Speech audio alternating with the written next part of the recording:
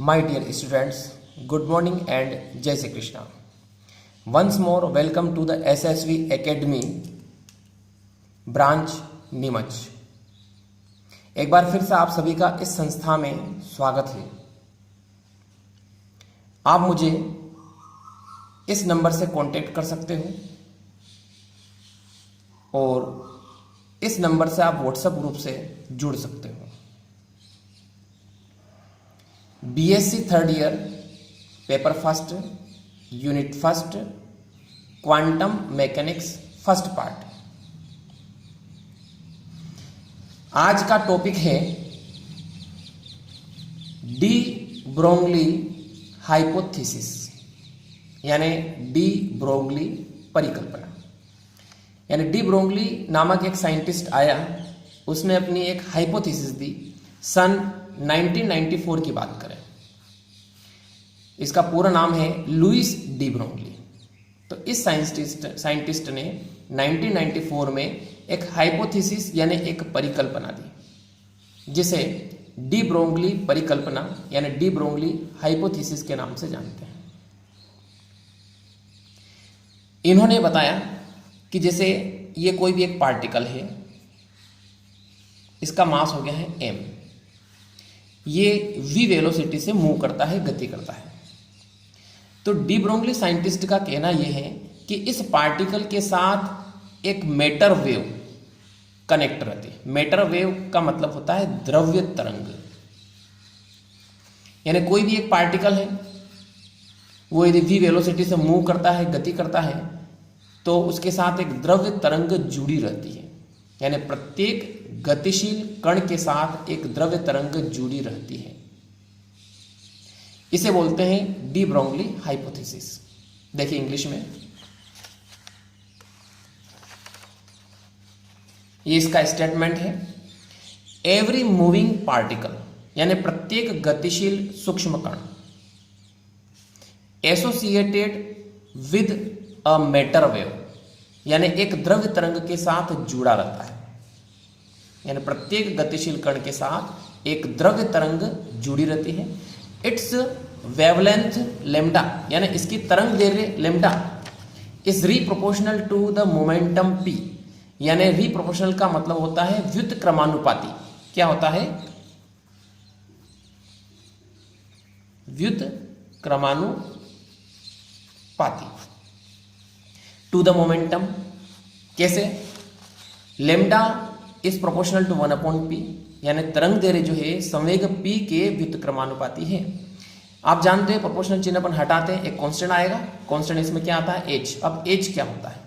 तो where h Planck constant, Planck का constant है। इसकी वैल्यू आप सभी को पता होनी चाहिए, 6.625 10⁻⁻34 जूल इनटू सेकेंड। क्लियर हो गया है? तो यह है इसका स्टेटमेंट। यानी सीधी सी बात अपन कहें कि कोई भी एक गतिशील कण है, उसके साथ एक द्रव्य तरंग जुड़ी रहती है, और इस द्रव्य तरंग की जो तरंग दैर्ध्य होती है लेम्डा, वो संवेग p के व्युत्क्रमानुपाती होती है। जब अपन ये प्रोपोर्शनल चिन्ह हटाते हैं तो एक कांस्टेंट क्या आ जाएगा? h/p। यानी कुल मिलाकर के ये वाली इक्वेशन है डी ब्रोगली इक्वेशन। इस इक्वेशन को अपने को प्रूफ करना है। आगे स्टार्ट करते हैं। Proof. According to quantum mechanics, quantum theory किसने दी थी? प्लांक नामक साइंटिस्ट ने दी थी। प्लांक ने क्वांटम थ्योरी दी थी ना, क्वांटम सिद्धांत दिया था। अब इस सिद्धांत के अनुसार क्या होता है कि किसी भी फोटॉन की एनर्जी जो होती है, वो उसका फार्मूला होता है E = h/nu। Equation first. New क्या होगा? इसमें फ्रीक्वेंसी होगी, h प्लांक कांस्टेंट हो गया। तो ये होता है प्लांक का क्वांटम सिद्धांत। अब आइंस्टीन नामक एक साइंटिस्ट ने मास और एनर्जी इक्विवेलेंट इक्वेशन दी, यानी द्रव्यमान ऊर्जा तुल्यता। क्या कहा जाता है? द्रव्यमान ऊर्जा तुल्यता, यह सिद्धांत दिया। अब द्रव्यमान ऊर्जा तुल्यता का संबंध कौन सा होता है? एक प्रसिद्ध इक्वेशन होती है, यह प्रसिद्ध समीकरण होती है E = mc²। ये आइंस्टीन की फेमस इक्वेशन है, तो ये अपन यहां पे यूज करते हैं। E = mc square equation 2। Clear. अब यहां पर क्या हुआ कि प्लांक के अनुसार यानी क्वांटम थ्योरी के अनुसार फोटॉन की एनर्जी का फार्मूला ये होता है, आइंस्टीन के अनुसार उसी एनर्जी का फार्मूला ये होता है। अब डी ब्रोंगली नामक साइंटिस्ट ने क्या किया कि उसने E बराबर एच न्यू और E बराबर एम सी स्क्वायर इन दोनों इक्वेशन को सोल्व किया और एक नई इक्वेशन बनाई, यानी lambda equal to H upon P. देखिए किस प्रकार से अपन आगे सोल्व करते हैं इसको।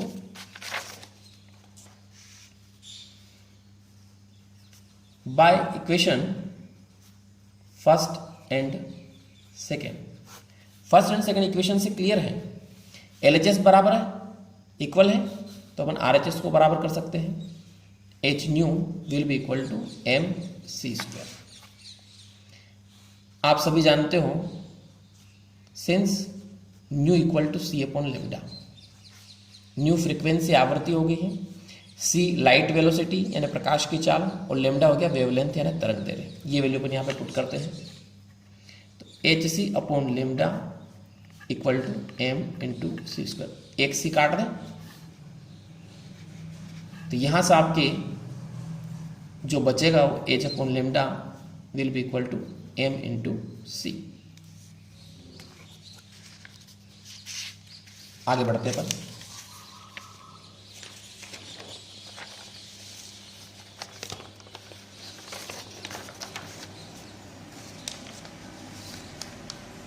यहां से अपन आगे सोल्व करते हैं तो H upon lambda equal to, इसको लिख सकते हैं अपन मोमेंटम P, या इसको इस टाइप से क्रॉस मल्टीप्लिकेशन करके लेम्डा निकालते हैं तो लेम्डा इसकी जगह चला जाएगा और ये इसकी जगह आ जाएगा, यानी इसको ऐसा लिख सकते हैं अपन lambda equal to H upon P, यानी lambda is proportional to 1 upon P। ये हो गया डी ब्रोंगली की परिकल्पना है, डी ब्रोंगली हाइपोथेसिस। ये डी ब्रोंगली इक्वेशन कंप्लीट हो गई है अपने। और इसमें अलग अलग सिचुएशन चलती है, अलग अलग केस चलते हैं। केस फर्स्ट की बात करें अपन। अब केस फर्स्ट में क्या होता है कि जैसे एक ये मूविंग पार्टिकल है, v वेलोसिटी से मूव करता है, गति करता है, तो इसका मोमेंटम कैसे लिख सकते हैं? p equal to M into V, ऐसे लिखा जा सकता है। ये अपने इक्वेशन 3 दे देते हैं, दोनों को कंबाइन, ये इक्वेशन हो गए अपने 4। अब ये वैल्यू अपन पुट करते हैं इक्वेशन 3 में, तो by equation 3 lambda equal to H upon M V. ये जो द्रव्य तरंग है ना, मैटर वेव है, उसकी वेवलेंथ का फार्मूला निकल गया है। तो केस फर्स्ट में क्या पढ़ा कि स्मॉल एम मास का एक पार्टिकल है, वी वेलोसिटी से भी मूव करता है, तो उसके लिए वेवलेंथ कितनी होगी? Lambda equal to H upon M V होगी। नेक्स्ट केस की बात करते हैं। सेकेंड सिचुएशन है अपने पास। अब आप सभी जानते हो कि काइनेटिक एनर्जी के एंड लीनियर मोमेंटम P, यानी गतिज ऊर्जा और संवेग में एक रिलेशन होता है। क्या रिलेशन होता है? P square equal to 2mk, ये रिलेशन होता है। यहां सब P निकालो तो इधर स्क्वायर हटेगा, रूट लग जाएगा, 2mk, इक्वेशन 6। अब यहां पर ये जो P की वैल्यू आ रही है वापस अपने को इक्वेशन 3 में रखना है, तो बाय इक्वेशन 3 में वैल्यू पुट करते हैं तो क्या फार्मूला बनेगा? h upon under root 2mk, equation 7। तो केस सेकंड कब यूज किया जाता है? जब काइनेटिक एनर्जी और मोमेंटम दोनों के बीच में रिलेशन क्या है उसकी बात करें, तो उस समय वेवलेंथ का फार्मूला क्या आ जाएगा? Lambda equal to H upon under root 2mk, यानी जो ये जो पार्टिकल है, इस पार्टिकल का मास अपने को पता है m, काइनेटिक एनर्जी पता है, तो अपन क्या फाइंड कर सकते हैं? वेवलेंथ फाइंड कर सकते हैं। नेक्स्ट केस की बात करते अपन, केस नंबर 3। अब मान लो ये पार्टिकल बहुत ही छोटा है, सूक्ष्म पार्टिकल है। इस पार्टिकल को सपोज इस पर चार्ज Q है, इसको V वोल्ट से त्वरित करते हैं। त्वरित करने का मतलब होता है एक्सेलरेशन करना, त्वरित करना यानी एक्सेलरेशन करना। तो ऐसा करने से इसकी काइनेटिक एनर्जी हो जाएगी QV। तो ये वैल्यू इसमें पुट कर दो, तो यहां से लेमडा वैल्यू इक्वल टू क्या आ जाएगा, h/√2m/QV ऐसा आ जाएगा। Is that clear? इक्वेशन 8। तो ये वाला फार्मूला कब यूज होता है कि जब पार्टिकल है, यही पार्टिकल है लेकिन साइज क्या होगी, छोटी हो गई। इसी पार्टिकल पर चार्ज कितना है, Q है, और इसको V वोल्टेज से अपन त्वरित करते हैं, एक्सेलरेट करते हैं, तब वेवलेंथ कितनी होगी, लेमडा इक्वल टू h/√2m/QV। अब नेक्स्ट केस में अपन बात करते हैं,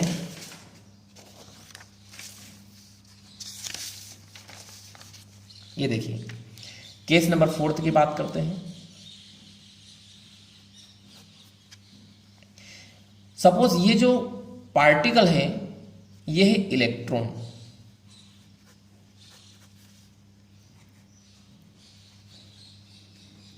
कौन सा पार्टिकल लिया अपनों ने, इलेक्ट्रॉन लिया। अब इलेक्ट्रॉन पर चार्ज कितना होता है, Q = E।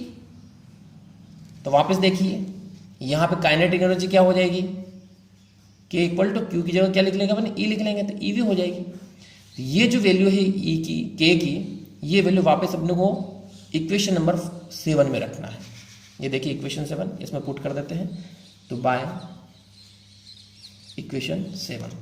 तो ऐसे लेमडा की वैल्यू क्या हो जाएगी, h/√2m/EV। Is that clear? अब इसमें H प्लैंक कांस्टेंट हो गया है, M इलेक्ट्रॉन का मास हो गया है, E चार्ज हो गया है, V इसमें एक्सेलरेटेड वोल्टेज हो गया है, त्वरित विभव या विभवांतर हो गया है। अब इलेक्ट्रॉन के लिए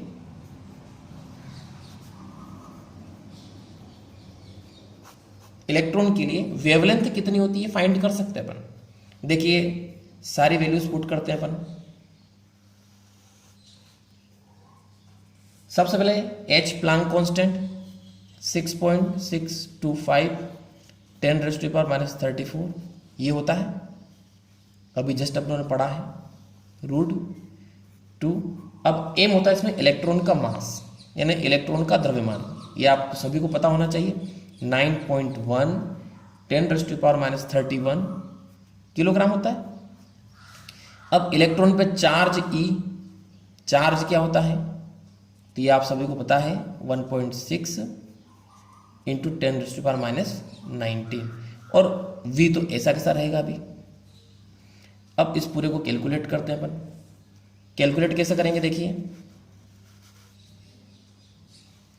पूरे को बड़े स्क्वायर रूट में ले लो, इसको स्क्वायर रूट के अंदर लेने पर स्क्वायर हो जाएगा, यानी 2 बार लिख लेंगे इसको अपन। ये 6.625 10⁻⁻34 2 बार अपन लिख लिया इसको।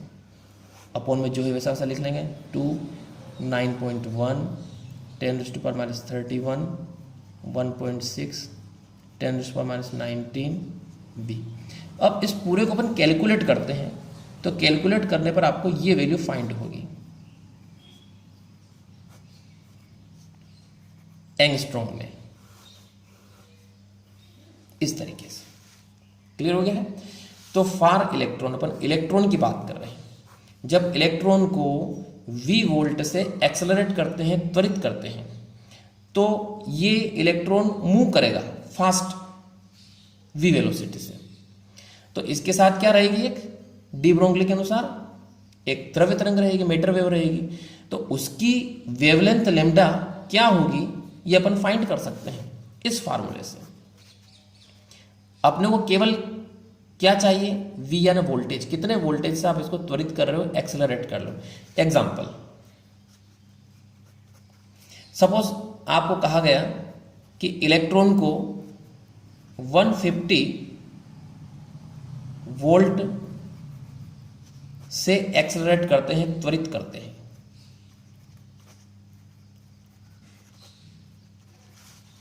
तो इससे रिलेटेड वेवलेंथ कितनी होगी, द्रव्य तरंग कितनी होगी, डी ब्रोगली तरंग दैर्घ्य कितनी होगी, तो इस फार्मूले से फाइंड कर सकते हैं। देखिए वैल्यूज रखेंगे अपन 150 क्या आ जाएगा 1, और 1 का रूट निकालेंगे तो 1 ही आएगा, 1 एंगस्ट्रॉम। यानी जब इलेक्ट्रॉन को, ये इलेक्ट्रॉन हो गया है, इस इलेक्ट्रॉन को 150 वोल्ट से एक्सेलरेट करते हैं, त्वरित करते हैं, तो उसकी तरंग दैर्घ्य यानी वेवलेंथ कितनी होगी, 1 एंगस्ट्रॉम होगी। क्लियर हो गया है। तो इस तरीके से डियर स्टूडेंट्स आप सेकंड एग्जांपल भी देख सकते हो। अब सपोज यहां पर अपन वोल्टेज चेंज कर देते हैं,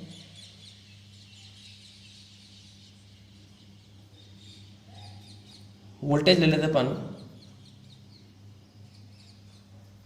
50 वोल्ट। तो देखिए इसमें क्या होगा, lambda equal to root 150 upon 50, ये कट जाएगा, देखो 3 बार, तो लेमडा इक्वल टू रूट 3।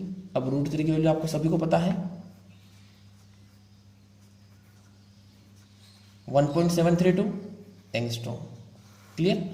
यानी इलेक्ट्रॉन को 50 वोल्ट से जब त्वरित करते हैं, एक्सेलरेट करते हैं, तो ये इलेक्ट्रॉन क्या होगा, मूव करेगा फास्ट। ठीक, मूव करेगा तो इसके साथ एक मैटर वेव रहेगी, उस मैटर वेव की वेवलेंथ लेमडा कितनी होगी, 1.732 एंगस्ट्रॉम होगी। तो माय डियर स्टूडेंट्स, आप सभी को यह हाइपोथेसिस यानी परिकल्पना क्लियर हो गई है। तो आप सभी से एक रिक्वेस्ट है कि इस चैनल को आप एक तो सब्सक्राइब करिए, साथ में बेल बटन भी दबाइए, और आप मुझसे इस व्हाट्सएप ग्रुप से हमेशा जुड़े रहिए ताकि आपको बेनिफिट मिलता रहे, और आप मुझे इस नंबर पर कांटेक्ट भी कर सकते हैं। Okay, thanks. और ये जरूर रिप्लाई करना कि आपको ये वीडियो कैसा लगा।